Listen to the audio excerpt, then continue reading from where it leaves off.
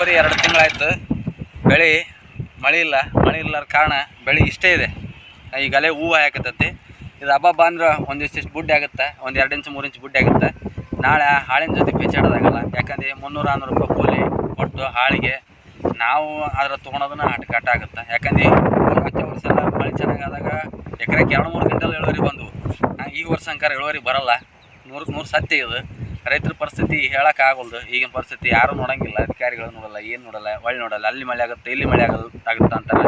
But ನಮ್ಮ ಭಾಗದಾಗ ಬರೋಬ್ಬರಿ 2 ತಿಂಗಳ ಮೇಲೆ ಆಯಿತು. ಬಿತ್ತೀವಿ ಅದು ಏನೋ ಒಂದು ಸೈಕ್ಲೋನ್ ಆಗಿ ಹಸಿ ಆಗಿದ್ದು ಬಿತ್ತ್ಯಾರ ಎಲ್ಲ ರೈತರು ಪಾಪ. ಆದರೆ ಈಗ ಮಳೆ ಇಲ್ಲ, 2 ತಿಂಗಳ ಕಾಲ ಮಳೆ ಇಲ್ಲ. ಅದ್ರ ಬೇರೆ ರೋಗ ಚಲೋ ಐತಿ. ಆದ ಒಂದು ಕಾರಣಕ್ಕೆ ಈ ಒಂದು ಹೊಲನ ಹರಾಕತ್ತಿ, ಬೇಸರಾಗಿ ಹರಾಕತ್ತೀನಿ.